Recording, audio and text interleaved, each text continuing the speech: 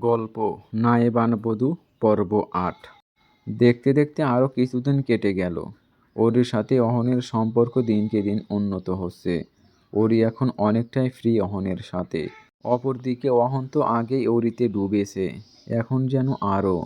আজকে শুক্রবার, বেলা বাজে বিকেল ৩টের মতো। ওরি রেডি হচ্ছে, আজকে আয়রার সাথে ওই লেকটাতে যাবে। আয়রা নাকি তার পাষাণ পুরুষের সাথে ওরির দেখা করাবে। ওরি রাজি হয়েছে, জেরিন বেগমও অনুমতি দিয়েছেন। ওরি আরও মিনিট ২০ সময় নিয়ে রেডি হলো। আয়রা প্রায় এসেই পড়েছে বোধহয়। এখন সময়টা বিকেল ৪টার মতো। আয়রা আর ওরি এসে নির্মলের বসে থাকা ব্রেঞ্চটার পেছনে এসে দাঁড়ালো। নির্মলকে পেছন থেকে দেখা যাচ্ছে। আয়রা একটু খোঁচা দিয়ে ওরিকে দেখালো। ওরি ব্রু কুঁচকে দেখল, এরপর আস্তে করে বলল, এই তোর পাষাণ পুরুষ? আয়রা লজ্জা পাওয়ার ভান করে বলল, হুম। ওরি আয়রার এমন লজ্জালু অঙ্গভঙ্গি দেখে ওর পিঠে একটা হালকা করে চাপড় দিয়ে বলল, লজ্জা পাওয়ার অভিনয়টা হচ্ছে না রে, আর একটু ভালোভাবে প্র্যাকটিস কর। আয়রা মুখটা অসহায় করে আওড়ালো, ভাই এমনি বলিস না। ওরি পাত্তা দিল না, বরং বলল, যা কথা বল তোর পাষাণ পুরুষের সাথে, এমনি পিছন থেকেই দেখব নাকি। এরপর আয়রা ওরি দুজনেই গিয়ে নির্মলের ব্রেঞ্চের অপর পাশে বসল। ওরি একবার আয়রার পাষাণ পুরুষকে দেখার জন্য তাকিয়েছিল নির্মলের দিকে, আর একবার তাকিয়েই চিনে ফেলল, আরে এটা তো সাহিত্যিক সাহেব। নামটা যেন কি বলেছিল মনে পড়ছে না, তবে চেহারাটা তার মনে আছে। এটাই আয়রার পছন্দের মানুষ। ওরি অবাক হলো, তবে সেসব প্রকাশ করল না। অপরদিকে নির্মল পাশে কারো বসার শব্দ পেয়ে তাকালো। একবার তাকিয়ে চোখ ফিরিয়ে নিল, কিন্তু পরপরই আবার হঠাৎ ঘাড় ফেরালো। সে কি ভুল দেখছে? এতদিন যাকে পাগলের মতো খুঁজে বেরিয়েছিল, সেই তার সামনে হাজির হয়েছে। এটা কি সত্যি? নির্মল হুট করেই অতি আশ্চর্য হয়ে বসা থেকে উঠে দাঁড়ালো। এরপর একদম তড়িঘড়ি করেই ওরির সামনে গিয়ে দাঁড়ালো। কতক্ষণ একটানা তাকিয়ে থেকে আস্তে করে উচ্চারণ করলো, চঞ্চল হরিণী। এদিকে ওরি তো আশ্চর্য হয়ে নির্মলের দিকে তাকিয়ে আছে। তাকে দেখে এমন রিয়েকশন দিল কেন? যেন অনেকদিন ধরে খুঁজতে থাকা জিনিস হুট করেই চোখের সামনে উদয় হয়েছে। আমাকে চিনতে পেরেছো মেয়ে? আমি নির্মল।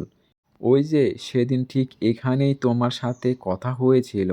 তুমি আমাকে সাহিত্যিক বলেছিলে। নির্মলের এহেন অস্থির কণ্ঠের বিপরীতে ওরি ধীরে ধীরে মাথা দুলিয়ে সায় জানালো, বলল, চিনতে পেরেছি। নির্মল যেন হাঁপ ছেড়ে বাঁচল, এমন একটা শ্বাস ছাড়ল। এরপর ওরির পাশে ঘেঁষে বসে পড়ল। আয়রাকে খেয়ালই করল না। এইদিকে আয়রা ড্যাব ড্যাব চোখে তাকিয়ে সব দেখছে। নির্মল সাহেব আর ওরি কি একে অপরকে চেনে? এতটাই চেনে যে তুমি করে বলছে? আর ওরিকে দেখেই বা তার পাষাণ পুরুষ এমন রিয়াকশন কেন দিল?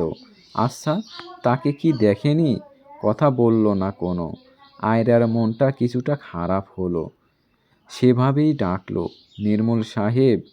অপর পাশ থেকে আয়রার কণ্ঠ শুনে নির্মল এবার সেদিকে তাকালো। আরে এটা তো তাকে বিরক্ত করে যে সেই মেয়েটা।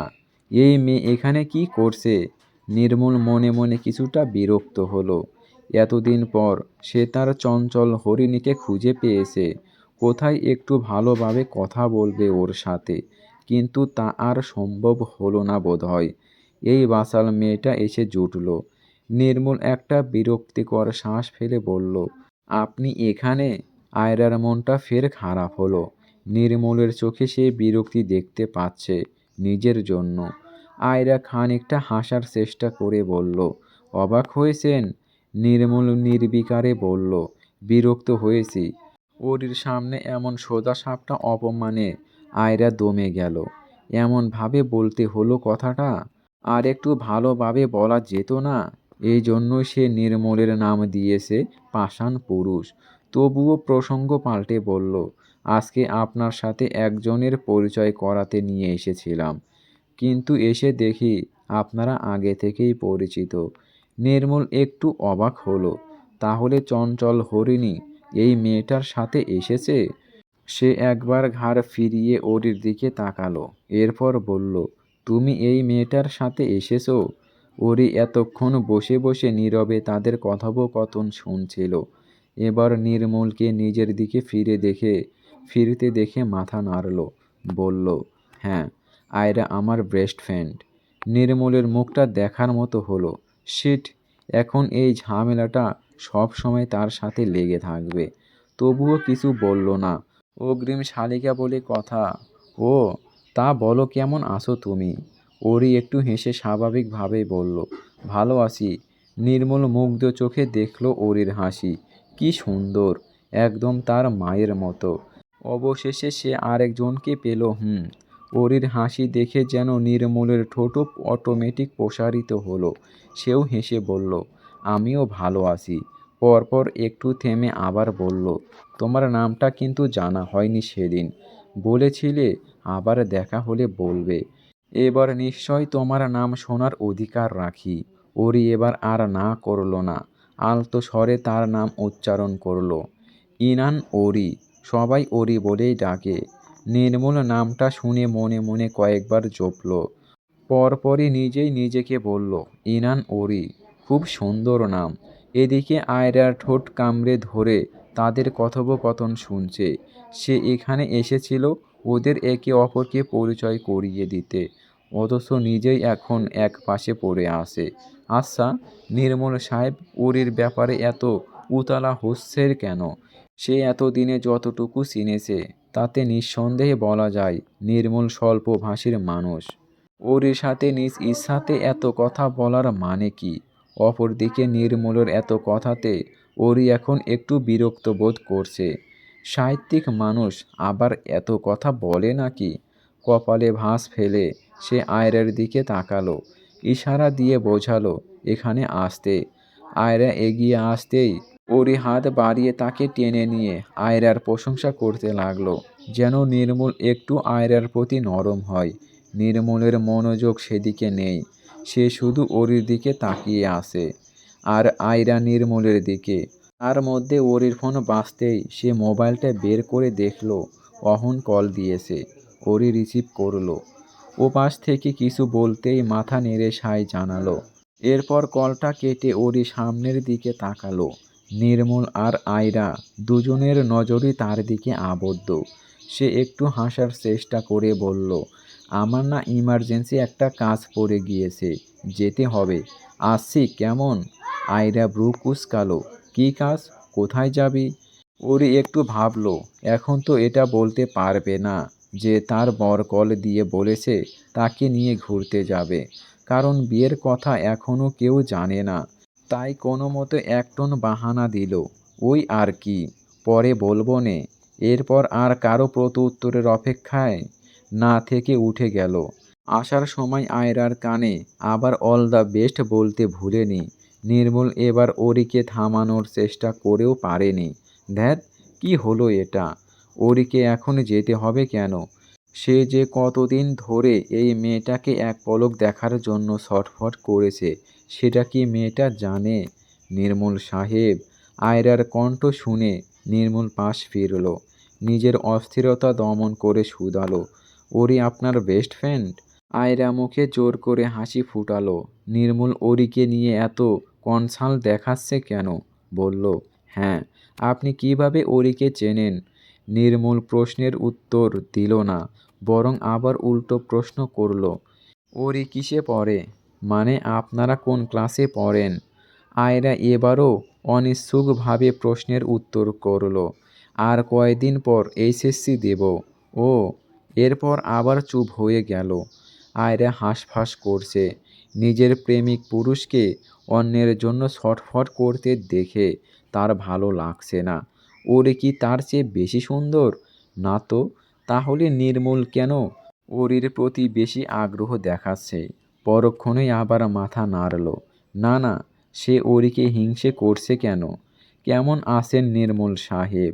আয়রার প্রশ্নে বিপরীতে নির্মল কিছু বলল না। নিজের পকেট থেকে ছোট নোট খাতা আর একটা কলম বের করে কিছু একটা লিখল। এরপর তা আয়রার দিকে বাড়িয়ে দিল। বলল, নাও। আয়রা হাত বাড়িয়ে নিল। দেখল একটা নাম্বার লেখা। তার নামটা খুশিতে বাকবাক্কুম করে উঠল। এতদিনে তাহলে তাকে নাম্বার দিল? তবুও নিশ্চিত হতে শুধালো, আপনার নাম্বার? ধন্যবাদ। ঠিক আছে, তবে সব সময় কল দিয়ে বিরক্ত করো না। আয়রা যেন আগের সব অবহেলা ভুলে গেল। খুশি মনে নাম্বারটা নিজের বুকে জড়িয়ে নির্মূলের দিকে তাকালো। নির্মূল পানির দিকে তাকিয়ে আসে। তাহলে ওরি ঠিকই বলেছিল, ধীরে ধীরে এগোতে হবে। এত ছটফট করা যাবে না। আজকে নাম্বার দিল, কালকে মনটাও দিয়ে দেবে। কোথায় আছেন স্যার? ওরি বর্তমানে কানে মোবাইল নিয়ে রাজধানীর একটা নামি দামি রেস্টুরেন্টের সামনে দাঁড়িয়ে আছে। তখন অহন কল দিয়ে এই ঠিকানায় থাকতে বলেছিল। ওরি এসেছে। পেছনে তাকাও মেয়ে। ওরি পেছনে ফিরল। দেখল অহন একটু দূরে দাঁড়িয়ে আছে। আজকে অহনের পরিধানে পুরো ব্ল্যাক আউটফিট দেখা যাচ্ছে। শার্ট প্যান্ট সবই ব্ল্যাক। কাকতালীয়ভাবে ওরিও আজকে কালো রঙের একটা কুর্তি পরেছে। সে এগিয়ে গিয়ে অহনের সামনে দাঁড়ালো, শুধালো, হঠাৎ এখানে আসতে বললেন যে? অহন এতক্ষণ মুগ্ধ চোখে ওরিকে দেখছিল। ওরিকে কিছু বলতে দেখে এবার সেদিকে মনোযোগ দিল। এরপর বিপরীতে আবার শুধালো, কেন বলতে পারি না? ওরি অহনের এক নাগাড়ে নিজের দিকে তাকিয়ে থাকতে দেখে একটু লজ্জা পেল। এরপর লজ্জালু স্বরেই বলল, হ্যাঁ, সেটা পারবেন না কেন? অহন চারপাশে একটু দেখে ওরির দিকে ঝুঁকে গেল। অতঃপর কানের কাছে মুখটা নিয়ে আস্তে করে বলল, সো গর্জিয়াস, মাই ওয়াইফ। এরপর আবার সোজা হয়ে ওরির এক হাত পাকড়াও করে রেস্টুরেন্টে প্রবেশ করল। রেস্টুরেন্টে হালকা পাতলা নাস্তা সারতে সময় লাগলো তাদের প্রায় মিনিট 30-এর মতো। তার মধ্যে অহন মুখ দিয়ে খাবার খেয়েছে কম, চোখ দিয়ে ওরিকে গিলেছে বেশি। ওরির তো এখন প্রাণ যায় যায় অবস্থা। এভাবে কেউ তাকিয়ে থাকলে খাওয়া যায়? এরপর সেখান থেকে বেরিয়ে ওরা রাস্তার একটু হাঁটল। সন্ধ্যা সন্ধ্যা ভাব। এমন সময়ে আবহাওয়াটা দারুণ থাকে। তার ওপর শীতকালে তো আরও বেশি সুন্দর। ওরির আবদারে অহন রাস্তার পাশ থেকে কয়েক প্রকার স্ট্রিট ফুড খাওয়াতে হয়েছে। ওরি খেয়েছে আর অহন ব্রু কুঁচকে থেকে দেখেছে। ওরি একবার সেধেছিল, কিন্তু অহন নাক মুখ কুঁচকে না করে দিয়েছে। এখন প্রায় সন্ধ্যা 7টা বাজে। শীতের দিনে সন্ধ্যা 7টাই প্রচুর সময়। ওরি আর অহন এখন এসে একটা ফুলের দোকানের সামনে দাঁড়িয়েছে। অহন দোকানের সবগুলো ফুল দেখল। এরপর একবার ওরির দিকে তাকিয়ে শুধালো, কোনটা নেবে? ওরি মুখটা বিকৃত করল। এটা কি কেউ কখনো জিজ্ঞেস করে? আরে বাবা, নিজের বউকে ফুল গিফট দিতে হলে নিজের পছন্দে দিতে হয়। তবে ওরি সেটা মুখে বলল না, বরং চুপ করে থাকলো। আর ওরির চুপ করে থাকাতেই অহন বাকিটা বুঝে ফেলল। একটা হতাশার শ্বাস ফেলে সে বেছে বেছে লাল আর হলুদ গোলাপ মিলিয়ে 101টা ফুল দিয়ে একটা বুকে বানিয়ে দিতে বলল। এরপর পাশ থেকে আরেকটা বেলি ফুলের মালা কিনে এনে ওরির সামনে হাত বাড়িয়ে দিল। ওরি ব্রু কুঁচকে শুধালো, কি? হাত বাড়িয়েছেন কেন? দাও। কি দেব? অহন একটু ঝুঁকে বলল, আপনার হাত দিন ম্যাম। ওরি ম্যাম সম্বোধনে ঠোঁট কামড়ে ধরল। এরপর নিজের একটা হাত এগিয়ে দিল। অহন ওরের হাতটা নিজের কাছে নিয়ে যত্ন করে বেলি ফুলের মালাটা জড়িয়ে দিল। এরপর সেখানেই আলতো করে একটা চুমু খেয়ে বলল, মাই প্রপার্টি। ওরি ঝট করে টেনে হাত ছাড়িয়ে নিল। কি বলছেন? মানুষ দেখবে তো? কেউ দেখবে না। তুমি তাকিয়ে দেখো, এদিকে কেউ তাকিয়ে নেই। তাছাড়া দেখলেই বা কি? আমি আমার বউকে আদর দিয়েছি, অন্য কাউকে তো না। ওরি চারপাশ তাকালো। আসলেই কেউ তাকিয়ে নেই। বলল, তবুও এভাবে জনসম্মুখে কিছু করবেন না। অহন দুষ্টু হেসে এক চোখ টিপ দিল। এরপর আদেশ মানা বৃত্তের মতো করে বলল, ঠিক আছে ম্যাম, এরপর থেকে সব জনসম্মুখের আড়ালেই করব। লাইক বদ্ধ রুম। ওরি লজ্জায় মিছিমিছি রাগ করার ভান করে ধ্যাত বলে সামনে এগোতে শুরু করলো। অহনও দোকান থেকে ফুলের বুকেটা নিজ বধূর পিছে পিছে রওনা হলো। আজকের পুরোটা সময় তার বধূর সাথে খুব ভালো কেটেছে, খুব সুখ সুখ অনুভব হয়েছে। এখন দেখা যাক এ সুখ কয়দিন টেকে। পরদিন সন্ধ্যাবেলা ওরি কলেজের হোমওয়ার্ক করছিল। এমন সময় জেরিন বেগম হাতে দুধের গ্লাস নিয়ে তার রুমে প্রবেশ করলেন। এরপর গ্লাসটাকে শব্দ করে টেবিলে রেখে বললেন, নে এবার দুধটুকু খেয়ে শেষ কর তো। ওরি দুধের গ্লাস দেখেই মুখটাকে অসহায় বানিয়ে রাখল। তার অতি অপছন্দের খাবারের মধ্যে একটা হচ্ছে দুধ। সে মুখটাকে নিরীহ বানিয়ে জেরিন বেগমের দিকে তাকালো। এরপর করুণ স্বরে আওড়ালো, মাতাজি। জেরিন বেগম মেয়ের এমন অভিনয়ে গললেন না। নাক ফুলিয়ে প্রত্যুত্তর করলেন, কোনো মাতাজি ফাতাজি হবে না, এটা শেষ কর। ওরি কিছুক্ষণ চুপ থেকে কি একটা ভেবে বলল, আচ্ছা তাহলে তুমি যাও, আমি মনে করে খেয়ে নেব পরে। জেরিন বেগম একটা চোর ধরার মতো হাসি দিয়ে বললেন, না না, তা হচ্ছে না বাটপার মেয়ে, তোমার কাহিনী আমি জানি না, বুঝেছ? আমি যাব আর অমনি তুমি দুধটুকু বোতলে ভরে রেখে দেবে। এরপর কলেজে যাওয়ার সময় চুপি চুপি ও বাড়ির ভারী বিড়ালটাকে খাইয়ে দেবে। জেরিন বেগমের সামনে ওরির পর্দা ফাঁস হয়ে যাওয়ায় তার মুখটা দেখার মতো হলো। আল্লাহ, সে চুপে চাপে একটা কাজ করেও শান্তি পায় না। কোনো না কোনোভাবে সেটা তার মাতাজি ধরে ফেলে। অবশ্য মা তো মাই, সন্তানের সব কিছু তাদের নগদ পর্ণে থাকে। মা প্লিজ, আমার দুধের গন্ধে বমি আসে, খাবো না আমি। জেরিন বেগম শুনলেন না, মাথা নেড়ে বরং পাশের চেয়ারে বসলেন। এরপর বললেন, এখনই খাবি, নয়তো যাচ্ছি না আমি এখান থেকে। জেরিন বেগমের কথা শেষ হতে না হতেই দরজায় নখ পড়ল। দরজার শব্দে উভয়ই ঘাড় ফিরে তাকালো। দরজার সামনে অহন দাঁড়িয়ে আছে। অহনকে দেখে জেরিন বেগম উঠে পড়ল। এরপর একটু হেসে বলল, আসো বাবা। পরপরে আবার নালিশ জানানোর মতো করে বলল, দেখো না, মেয়েটাকে কখন থেকে বলেছি গ্লাসটা খালি করতে, ওনার নাকি বমি পায়, তাই খাবেন না উনি। বলো তো এমন করলে হয়? সামনে এইচএসসি, মাথাটাতে তো এমনিতেই কিছু নাই, এসব না খেলে তো সব ভুলে যাবে। অহন ভেতরে প্রবেশ করে সব শুনল। এরপর মাথা নাড়ল।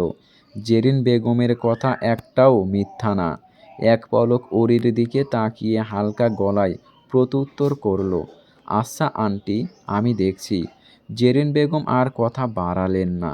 এরপর আলগোছে হেঁটে রুম ত্যাগ করলেন। উনি যাওয়া মাত্রই অহন এসে ওরির সামনের টেবিলে বসল। এরপর ভ্রু নাড়িয়ে দুধের গ্লাসটা দেখিয়ে বলল, কি সমস্যা, খাচ্ছেন না কেন? ওরি নাক মুখ কুঁচকে প্রত্যুত্তর করল, প্লিজ স্যার, আপনি তো অন্তত বুঝুন, আমার একদম এর স্মেল ভালো লাগে না। অহন বুঝল এমনভাবে মাথা নাড়ল। এরপর বলল, আচ্ছা বুঝলাম, কিন্তু এবার গ্লাসটা খালি করুন। ওরি অসহায় স্বরে আওড়ালো, স্যার। অহন মাথা নেড়ে বলল, হুঁ, কোনো বাহানা হবে না, যা বলেছি করো। পুরোটা না পারলে হাফ গ্লাস খাও, তবুও খেতে হবে। এরপর ওরে আর কি করবে, কোনো উপায় না দেখে নাক চেপে হাফ গ্লাস দুধ শেষ করলো। এরপর বাকিটা রাখতেই অহন বিনা বাক্যে সেটা হাতে নিয়ে খেয়ে নিল। ওরি শুধু ড্যাব ড্যাব চোখে তাকিয়ে দেখলো অহনের কর্মকাণ্ড। এটা কি হলো? অহন কিছু না বোঝার মতো করে বলল, কি হলো? আপনি আমার এঁটে খেলেন কেন? অহন কপালে ভাঁজ ফেলে বই খুলতে খুলতে বলল, ইচ্ছে হয়েছে। ওরি আর কিছু বলল না, তবে মনে মনে কিছুটা লজ্জা পেল। উপর দিয়ে যদিও স্বাভাবিক দেখালো নিজেকে। অহনও আর কথা বাড়ালো না। পড়ার সময় কোনো বাড়তি কথা তার পছন্দ না, তাই এবার সিরিয়াস হয়ে পড়াতে মন দিল। ওরির পরীক্ষা আর মাত্র 2 মাস বাকি আছে। ভালো করে না পড়লে রেজাল্ট ভালো হবে না। রাত 10টা। নির্মল নিজ রুমে বসে বসে পেন্টিং করছে। কারো চোখের ছবি। সুন্দর, মনোমুগ্ধকর, যেন কোনো হরিণী। অবশ্য হরিণীই তো, নির্মলের চঞ্চল হরিণী। সে চোখের পাপড়িগুলোতে শেষ একটা টান দিয়ে মুগ্ধ চোখে আওড়ালো। Mind boring. নির্মল চোখ দুটো হাত দিয়ে একবার ছুঁয়ে দেখল। এরই মধ্যেই তার মোবাইলটা সশব্দে বেজে উঠতে তার মনোযোগ বিছানার দিকে গেল। মনে মনে একটু বিরক্তও হলো বটে। এরপর উঠে গিয়ে মোবাইলটা হাতে নিতেই দেখল আননোন নাম্বার। নির্মল ধরল না, কিন্তু ওপারের ব্যক্তি কলটা কেটে যেতেই আবার কল দিল। এবার নির্মল বিরক্ত নিয়েই কলটা রিসিভ করল। দুনিয়ায় যত সব ঝামেলা যেন সে তার চঞ্চল হরিণীকে সময় দিতে গেলেই আসে। হ্যালো, আসসালামু আলাইকুম নির্মল সাহেব। নির্মল ভ্রু কুঁচকালো। কণ্ঠটা চেনা চেনা লাগছে, তবে সে চিনতে পারছে না। শুধালো, কে? ওই পাশ থেকে মনমরা স্বর এলো। এতদিন ধরে কথা বলেও চিনতে পারছেন না? নির্মল বিরক্তিকর কণ্ঠে বলল, চিনতে পারলে কি আর জিজ্ঞেস করেছি? আয়রা এবার আর কোনো তালবাহানা করল না। সোজা সাপটা নিজের পরিচয় দিল। আমি আয়রা, নির্মল সাহেব। আজকে তো নাম্বার দিয়েছেন। নির্মলের কপালে ভাঁজ শিথিল হলো। ও, এতক্ষণে চিনতে পেরেছি। তবে সে আয়রার মতো অত আগ্রহ দেখালো না, বরং সরাসরি শুধালো, কি দরকার? আয়রা একটু মিনমিনিয়ে বলল, দরকার ছাড়া কি কল দিতে পারবো না? কেউ কখনো দরকার ছাড়া কারো খবর নেয় না মিস। আয়রা হেয়ালি করে বলল, এই যে আমি নিলাম আপনার খবর। নির্মলের সোজা প্রত্যুত্তর, আপনিও নেননি? আপনার আমাকে দরকার। আয়রা একটা ফোঁস করে শ্বাস ফেলল। এরপর কাতর স্বরে শুধালো, সবই তো বোঝেন, তবুও এত অবহেলা কেন নির্মল সাহেব? নির্মলের নির্বিকার স্বর, কারণ মনের বিরুদ্ধে জোর চলে না। আপনার মনে কেউ আছে? নির্মল এই প্রশ্নের উত্তর দিল না, বরং প্রসঙ্গ পাল্টে বলল, আপনি আর ওরির কতদিনের বন্ধুত্ব? কথার মাঝেই টপিক ওরির দিকে ঘুরতে দেখে আয়রার মেজাজ খারাপ হলো। নির্মল কি আর ওরিকে ছাড়া কিছু বোঝে না? তারা তো কথা বলছে, সেখানে ওরিকে ঢোকাতে হবে কেন? সে তবুও জোর করে নিজের রাগ দমন করল। এরপর প্রশ্নের উত্তর দিয়ে বলল, অনেক আগে থেকেই। যেমন? স্কুল থেকে। ও। নির্মল একটু চুপ থেকে ফের শুধালো, আপনি নিশ্চয় আপনার বান্ধবীকে ভালো করে চেনেন। আয়রা কেন যেন ওরিকে নিয়ে অনীহা অনুগ্রহ অনুভব করছে এই মুহূর্তে। তাই সেভাবেই অনীহার স্বরেই বলল, চিনি। এরপর নির্মলকে কিছু বলতে না দিয়েই প্রসঙ্গ পাল্টানোর চেষ্টা করে বলল, আপনার গান শুনি না অনেক দিন। একটা গান শোনা যাবে? নির্মল উত্তর করল না, বরং ব্যস্ততা দেখিয়ে কল কেটে দিল। এদিকে নির্মল কল কেটে দিতেই আয়রা মোবাইলটা ঢিল মেরে বিছানার উপর ফেলে দিল। নির্মল তার দিকে কেন তাকাচ্ছে না? নির্মলের সব কনসার্ন ওরির প্রতি কেন? তার যে এটা সহ্য হচ্ছে না। সে যে একেবারে হাবুডুবু খেয়ে নির্মলের প্রেমে পড়েছে। তার মধ্যে আবার তার মোবাইলটা বেজে উঠতেই আয়রা যেন আশার আলো দেখতে পেল। নিশ্চয় নির্মল সাহেব কল দিয়েছে। কিন্তু মোবাইলটা হাতে নিয়েই হতাশ হলো। আপকামিং কলে ওরির নাম দেখা যাচ্ছে। আয়রা কলটা রিসিভ করল না, বরং মোবাইলটা সুইচ অফ করে দিয়ে রেখে দিল। তার এখন কোনো কথা বলতে ইচ্ছে করছে না। সন্ধ্যা পেরিয়ে রাত হলো, আবার রাত পেরিয়ে সকাল। সকালের মিষ্টি রোদে ওরির ঘুমটা হালকা হলো। ঘুম কাটতেই সে বিছানায় শুয়ে চোখ বুজেই হাত বাড়িয়ে আগে নিজের মোবাইলটা খুঁজল। কারণ এখন সকাল সকাল তার বরের মেসেজ না দেখলে তার দিন শুরু হয় না। ভাবনা মতো মোবাইলটা হাতে নিল। সর্বপ্রথম নোটিফিকেশনে দেখা যাচ্ছে নাইবান চৌধুরী অহন নামটি। নামটা দেখেই ওরির ঠোঁট আপনা আপনি প্রসারিত হলো। এরপর ইনবক্সে প্রবেশ করতেই দেখল প্রতিদিনকার মতো তার চোখের সামনে সামান্য শব্দের একটা মেসেজ জ্বলজ্বল করছে, good morning my lovely wife. ওরি দেখল সব সময়কার মতো প্রত্যুত্তরে বিপরীত মর্নিং লিখল। এরপর বিছানা থেকে উঠেই নিজের প্রত্যাহিত কাজগুলো করে টেবিলে বসে পড়ল। গতকালকে অহন স্যার প্রচুর পড়া দিয়েছে, সেগুলো শেষ করতে হবে। কলেজেও যেতে হবে আবার আজ। পরীক্ষার আগে দিয়ে সে এখন মোটামুটি প্রচুর ব্যস্ত থাকে। আজ শুক্রবার, সাপ্তাহিক ছুটির দিন। আর এই দিনে চৌধুরী বাড়ির সবাই একসাথে থাকে। বাড়ির কর্তাগণেরও কাজবাজ থেকে ছুটি থাকে। গতকালকে নাহিদের বাবা তথা অহনের মেজ চাচ্চু ইব্রাহিম চৌধুরী বাড়ি ফিরেছে। যদিও তিনি এখনও নাহিদের সাথে শিলাকে মেনে নেননি, তবে বাড়ি ফিরে আর তেমন ঝামেলাও করেননি। শিলা মা, যাও তো তোমার স্বামী আর বাকিদের একটু ডেকে দাও, খাবারের সময় হয়ে গিয়েছে। শিলা মাথা নেড়ে চলে গেল। এ বাড়িতে তার ভালোই লাগে। সবাই তাকে আপনভাবে ট্রিট করে, শুধুমাত্র তার শ্বশুর বাদে। শিলা একে একে সবাইকে ডেকে দিয়ে সে আরশিয়ার রুমের সামনে আসলো। অবশ্য তার ভাসুর অহনের রুমে যায়নি, কারণ অহনকে কখনো ডাকতে হয় না। সে টাইম টু টাইম সব জায়গায় উপস্থিত হয়ে যায়। আরশিয়া, আরশিয়া, খেতে এসো, নিচে ডাকছে। শিলার ডাক দেওয়ার মধ্যেই খট করে দরজাটা খুলে গেল। আরশিয়া একদম রেডি হয়ে আসে, বোঝা যাচ্ছে কোথাও হয়তো যাবে। শিলা ভ্রু কুঁচকে শুধালো, কী ব্যাপার, এমন রেডি হলে যে, কোথাও যাবে নাকি? আরশিয়া থমথমে স্বরে বলল, খাবে না? খেয়ে যাব। শিলা আর কথা বাড়ালো না, ও বলেই নিচে চলে গেল। তবে এত সকাল সকাল কোথায় যাবে, সেই প্রশ্নটাও তার মনে একবার উকি দিয়েছিল। পরক্ষণেই আবার সেই সব ভাবা বাদ দিয়েছে, কারণ আরশিয়া কোথাও গেলে সচরাচর বাড়ির বড়দের অনুমতি নিয়েই যায়। তখন সকাল 11টার মতো বাজে।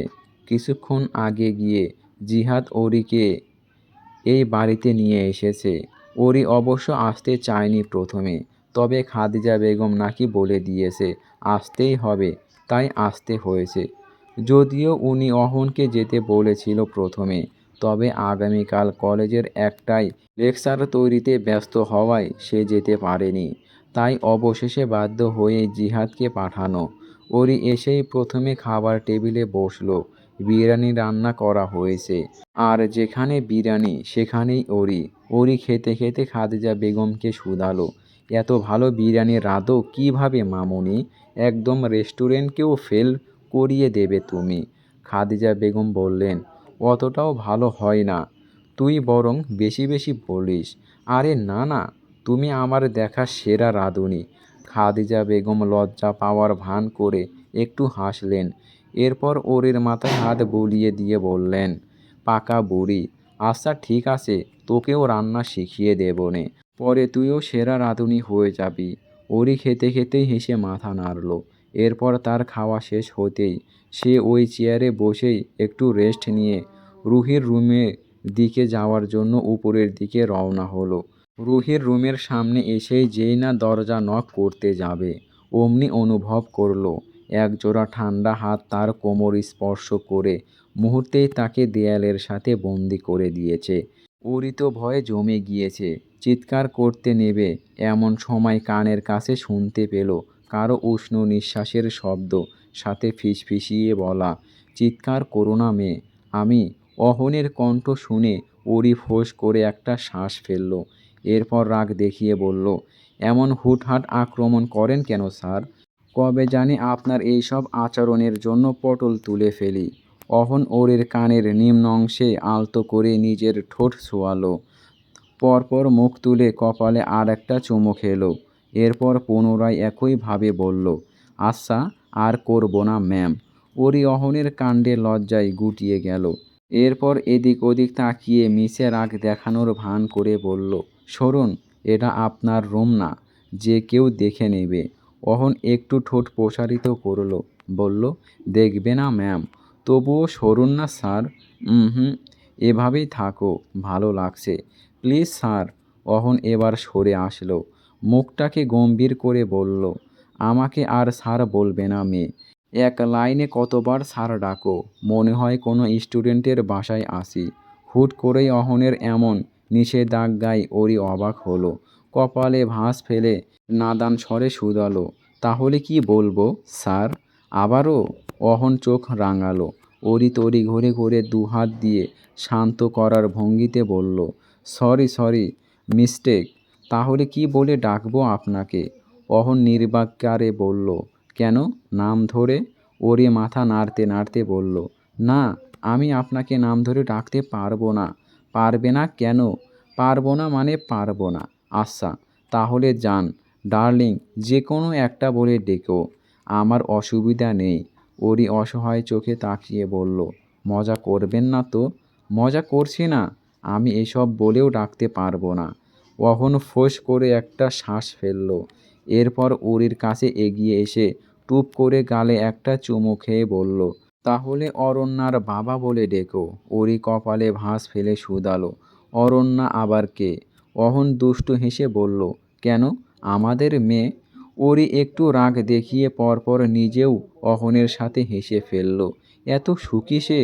আগের অহনের সাথে যেন এখনের অহনের কোনো মিলই খুঁজে পায় না। এদিকে অহন আর সেখানে দাঁড়ালো না। ওরির এক হাত ধরে তাকে নিয়ে নিজ রুমে গিয়ে দরজা বন্ধ করে দিল।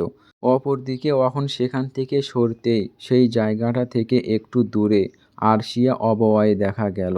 সে শুরু থেকেই এখানে ছিল। সকালে খেয়ে দিয়ে তার বেরোনোর কথা থাকলেও তার মা বারণ করে দিয়ে বসেছে যেন বিকেলে যায়। এখানে ঘটা সব কিছুই সে দেখেছে, তবে নড়েনি, চুপচাপ দেখে গিয়েছে। আরশিয়া আলতো হাতে চোখ মুছে দৌড়ে ছাদে গিয়ে পৌঁছালো। এরপর ধপ করে সেখানেই বসে দুহাতে মুখটা ঢেকে হু হু করে কাঁদতে লাগলো। কাঁদতে কাঁদতে শুধু বিড়বিড়ালো, ধৈর্য দাও, আল্লাহ আমাকে ধৈর্য দাও, মরে যাব আমি, মরে যাব। সময়টা তখন বিকেল। ওরি অহনের রুমে এতক্ষণ ঘুমিয়েছিল, এখন মাত্রই উঠেছে। এমনি এমনি ওঠেনি, নিচ থেকে চিৎকার চেঁচামেচি আর আহাজারির শব্দ পেয়ে উঠেছে। ওরি ব্রু কুঁচকালো, ঘড়ির দিকে তাকিয়ে দেখল বিকেল 4টা বাজে।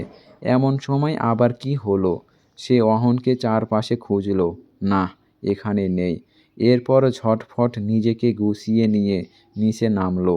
হয়েছেটা কি? নিচে নেমেই দেখতে পেল আরশিয়ার মা রীতা বেগম শব্দ করে কান্না করছে। খাদিজা বেগম রীতা বেগমকে কাঁধে হাত ধরে সান্ত্বনা দেওয়ার চেষ্টা করছেন। তাদের দাদিমা জাহানারা বেগম বসে বসে তসবিহ জপছেন। মণি ওনার পাশেই দাঁড়িয়ে আছে, আর রুহি এক সাইডে দাঁড়িয়ে ক্রমাগত মোবাইলে কাউকে কল করছে আর পায়চারি করছে।